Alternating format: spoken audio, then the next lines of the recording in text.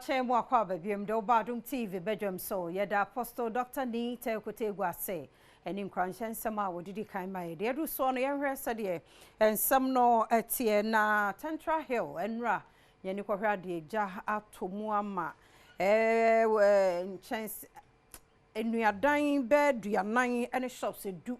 eja atomu ahye drebe yede honsam no ebebro na fa GES nso Echere sabanye hyehyɛ wode aba sa adwumayefo bi a yefa wo mo 7 December hormo ekro nyina no yentwa wadwuma mu no yede no bebane no nsem bi na no pay yede bro sa bedwam kase a wo hwɛn live on Facebook/Adom TV Extra Go TV 119 DSTV 280 ko YouTube search Adom TV 2 kwa adomonline.com nsem weni bebre so ewo ho Fasedama Majoy Trish won atade ba ko ene hyemi na Frederick Opticals nso ebomeni ho ban mididi afia amankwa tamaklo afia ni de mientie seden semni chiremo ankasa etie anno awrahosam na esi wo Central Hills ye no eben ye Lancaster University ya entabodan be duanan 40 ahye shops ahodo be edu eno so ahye ADO1 Alex Kennedy de ensemi ahodo yi etuda Ametisem yaka me say me ka say yaka bra but yaka say asem MPs ne MMDC so mo area no they should sit up because it's very painful say the whole of Achimota do me kwabenya any first station wa nti enya nti say ejato ejato Central Hill anu na your closest station e ben e abele nko fire station na eji so omu hwewie traffic situation ni from Achimo I believe coming here. See, but more than the bedroom, the bedroom in Useja no multiple wooden structures. Now the problem with the wooden structures and say, boom, yes, I shall in dying a transmission. Your butter any say, a judge share never have cabbage, but a butter any say, a very reduce the extent of damage. And you see, like I say, wooden structures, the bare 40 year. Enuechi no amanfo bi wo ho kan wo jahwinhwin ya ma ne muso no ede twadom kase ma ne boni ene mu se Yankopɔ adom ene manko be bia me se me ye adwuma wo me pamo ade ti me twitwa ade we me hyedam me ti ya hashi ti me tie ba ye ne gari ti akire honom a eba na se ne ade ne esifa ba brɛfɛ no mutimi radam se wo pe bibi kura pie because gas ne ade wo no e blast ye eja tofia na ye demrika ye den eba nti me say me fa moto me ni menua na mi na ye fa moto so lucky aka me ni menua ba ko e na ne dia anse me dia ni menua no so wo other side no ono ne yere but komo phone ni na obi ade aye condemn Education Service and Penny4 Sancheshe ya Chief of Staff at the Baye say appointment bia ye after December 7th no one more entremono GES for Edebe Juma. Yes, a national directive from the Office of the Chief of Staff. Yes, so ye wo appointments bia any payroll like business like omu ni payroll ne so sana mekanintina eye den ye be revoke and by close of day no mo beti GES so nka me hu say other sectors ayo mo de eye den yen so ye de e be follow na ya twen federal directive bia sisi ane de once only payroll ne so ya found it would be revoked.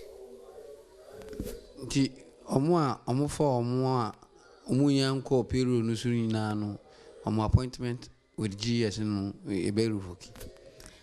Within that time na ye found no.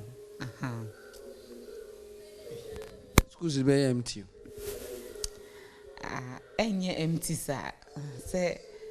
I think there's a way how we would manage it. HR no, I mean ebe manage all of that now. Abayin school sahudo bi wo Kankwe South abatom pesiano eso awo mrahye bedwani Ernest Adomako aye ne se won mo eba besiesie de ye bi no tibia mu na nye won mo ba abesiesie ne ye. O Kankwe South school sa wa ha no said the modern cameras we enya papa ensuo to a na enyunu emofra no e wo se omopon said ensuo e20 na ma adesua ekọ achi kakra enti na hu behia se yetimi siesie schools no ema emofra no na se de enyire nim no Ghana economy no sesia no enema enkoye NDC aban economy inherit here no enye papa.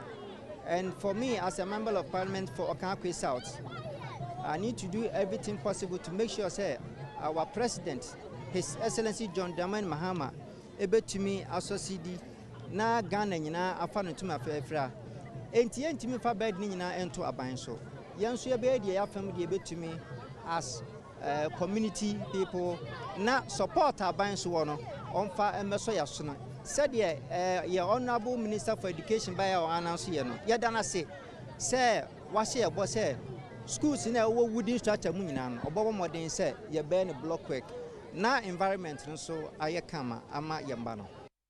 Ghana Mampani John Dramani Mahama say obeye nia obetumi bia ne na aban no se be ya Ghana ye sika sembe gina yie netumi aboa o mai enkoso. Ene ojefo bosumi de to sudun sun bra Mampani John Dramani Mahama kasa wo Africa Business Forum 2025 no ase e wa Addis Ababa Ethiopia no na wo kire nhyehyeye a wonom adigu akwan mu se de be ye beboa ama sikasemu ahokire wo man mu esobete ne kasa yemu ene wo kire mu se obo homoden pa se de be ya sidina na hoden na bibia eba fom no obetumi aye bibia fa ho afei eniama boa bribia den na interest rate so otu ho na mompa se de be ya o man sikasem betumi agina brane sanhye mu United Nations Economic Commission for Africa na na tie da so ene moving from potential to prosperity, activating Africa's regional value chain. Na nkitahudi a wodie no breadru Mampani John Dramani Mahama so a wode ne nsem etudwa no ene okire mu se hu behia pa se ade apote nam so amasikasem ene ahokire ewo man mu no otumi do musuko isi ase se de be ya obi hunu akwan pa wode befa so. Menyere no so na Adom TV Badwam kase na ha na bema kwan na no pe de asie yeda se emre ni adaje wada wo ma yede de bon krata no ene online de ne to so twen yekwaba.